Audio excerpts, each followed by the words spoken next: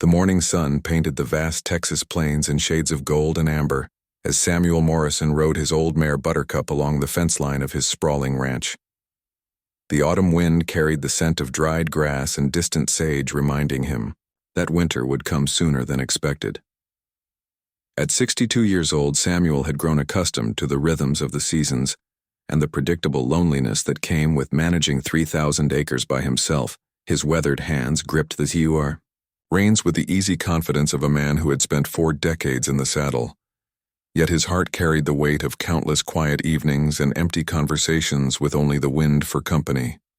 The ranch house that had once echoed with the laughter of his beloved Martha and their 2 children now stood as silent as a church on Monday morning.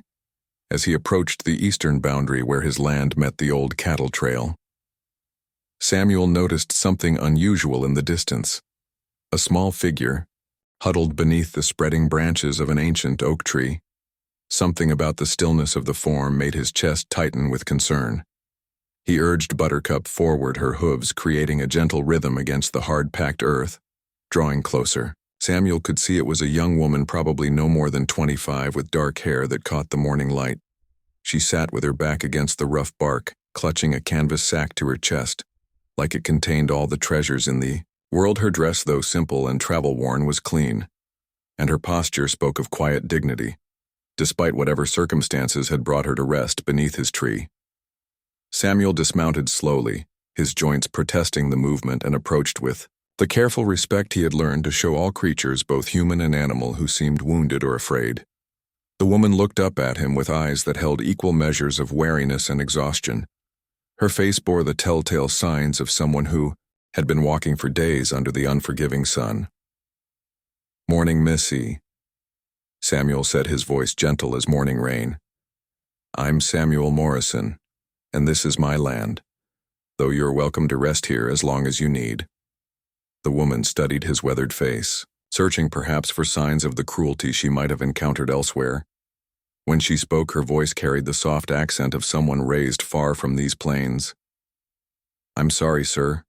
I didn't know this was private property. I can move along if you prefer." "Nonsense," Samuel replied, removing his hat in a gesture of old-fashioned courtesy. "Shade belongs to anyone who needs it, and you look like you could use more than just shade." He noticed how tightly she held the sack, and how her eyes darted toward the horizon as if expecting pursuit. "Are you traveling alone, miss?" "It's Mrs. Ellis," she said quietly. "Eleanor Ellis. And yes, I'm alone now." The way she said "now" told Samuel volumes about loss and heartbreak.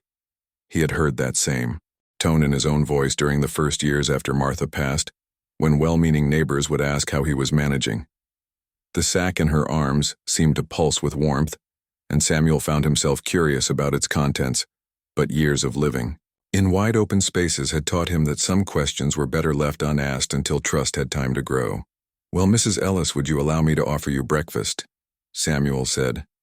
"I've got fresh eggs from my chickens and coffee that'll wake the dead. My house isn't much to look at, but it's clean and safe." Eleanor's eyes filled with tears that she quickly blinked away. "That's very kind, Mr. Morrison, but I don't want to impose. I have nothing to offer in return." Samuel felt his heart expand, in the way it used to when his own children needed comfort. "Sometimes the best gift we can give someone is the chance to be kind," he said, "and I suspect you got stories that would be worth more than any coin." After a moment's hesitation, Eleanor nodded and carefully rose from her spot beneath the tree. The sack remained pressed close to her chest, and Samuel could see now that whatever it contained was precious beyond measure. He helped her mount Buttercup while he walked alongside, leading them toward the ranch house that sat like a patient sentinel against the endless sky. The kitchen still smelled of Martha's lavender sachets, even after all these years, and Samuel found comfort in preparing a meal for someone other than himself. Eleanor sat at the worn wooden table, still holding her mysterious bundle, and watched as he moved about the familiar space with practiced efficiency. The silence between them felt companionable rather than awkward, as if they were old friends who had no need for constant conversation. As the eggs sizzled in the cast-iron skillet, Eleanor finally spoke. "Mr. Morrison, This sack contains something very precious to me, but I'm afraid you might think me foolish if I tell you what it is." Samuel turned from the stove and gave her the same patient smile he had once offered his nervous daughter before her first school recital. "Mrs. Ellis, I've lived long enough to know that what matters to one person might seem peculiar to another, but that doesn't make it any less important." Eleanor's fingers worked at the rope that secured the top of the sack, and Samuel could see her internal struggle between trust and self-protection. Finally, she loosened the binding and carefully opened the canvas to reveal a small bundle wrapped in a faded blue blanket. The bundle moved slightly and a tiny mewing sound filled the kitchen. "It's a baby," Eleanor whispered as if saying it too loudly might break some precious spell. "A little girl. I found 3. Days ago by the side of the road her mother had passed and there was no one else." Samuel felt his world shift in the way it had when he first held his own children. The practical part of his mind began calculating the challenges ahead, but his heart was already making room for this unexpected blessing. He set down the spatula and approached the table with reverence as Eleanor gently folded back the blanket to reveal a perfect pink face surrounded by wisps of golden hair. "She's beautiful," Samuel said, and meant it with every fiber of his being. "What's her name?" "I've been calling her Hope," Eleanor replied. It seemed fitting somehow. Samuel nodded, understanding completely how this small creature had already wrapped herself around Eleanor's heart just as his own children had claimed his soul from their first breath. "And you've been caring for her all this time, walking and carrying everything she needs."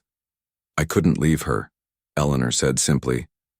"But I don't know what I'm going to do now. I was traveling to San Antonio to find work, but no one wants to hire a woman with a baby, and I'm nearly out of money for milk and supplies." Samuel returned to the stove and continued preparing breakfast, while his mind worked through possibilities. He had lived alone for so long that the thought of voices in his house again filled him with equal parts anticipation and nervousness. But as he listened to Eleanor's soft humming and the baby's contented sounds, he realized his heart had been waiting for exactly this moment. "Mrs. Ellis," he said as he placed a plate of eggs and bacon before her, "I have a proposition for you. This ranch has been too quiet for too long, and I could use help managing the house and the accounts I can offer you and Hope a home here for as long as you need it in exchange for whatever assistance you're comfortable providing." Eleanor stared at him as if he had offered her the moon. "Mr. Morrison, you don't know anything about me. I could be running from the law or worse." Samuel poured coffee for both of them and sat down across from her. "I know you found a helpless child and chose love over convenience. I know you've walked for days in the heat, carrying everything precious to you in a canvas sack. I know you asked permission to rest under a tree on land that could have easily sheltered you without anyone knowing." He paused to sip his coffee. "That tells me everything I need to know about your character." Tears flowed freely down Eleanor's cheeks now, and she made no effort to stop them. "Why would you do this for strangers?" "Because 23 years ago a rancher's wife took in a pregnant girl who had nowhere else to go," Samuel said quietly. "Martha and I couldn't have children of our own, and that act of kindness gave us 2 beautiful babies to raise. The girl stayed with us until she was back on her feet, and those children became the light of our lives." Eleanor's eyes widened with understanding. "What happened to them?" "Itio. Children grew up and moved to California to start their own lives. Martha passed 5 years ago from pneumonia." Samuel's voice carried the weight of accumulated sorrow but also acceptance. "This house has been waiting for laughter again, and I believe hope might be just what we all need." Eleanor looked around the kitchen, taking in the clean surfaces, the fresh flowers on the windowsill, the obvious care that Samuel had maintained despite his solitude. "Are you certain, Mr. Morrison? This would change everything for you." "Change is what keeps us alive, Mrs. Ellis," Samuel replied, "and sometimes the best changes are the ones we never see coming." That afternoon, Eleanor and Hope settled into the guest room that had once belonged to Samuel's daughter. The baby adapted quickly to her new surroundings, sleeping peacefully in a drawer lined with soft blankets, while Eleanor helped Samuel prepare dinner. Together, they established routines that felt as natural as if they had been living together for years. As days turned into weeks, the ranch began to feel alive again. Eleanor proved to be an excellent cook and an organized manager of household affairs, while Hope provided endless entertainment with her increasing awareness of the world around. Her Samuel found himself singing again while he worked, and looking forward to evenings spent in conversation with Eleanor as they watched Hope discover her fingers and toes, the neighboring ranchers who had watch.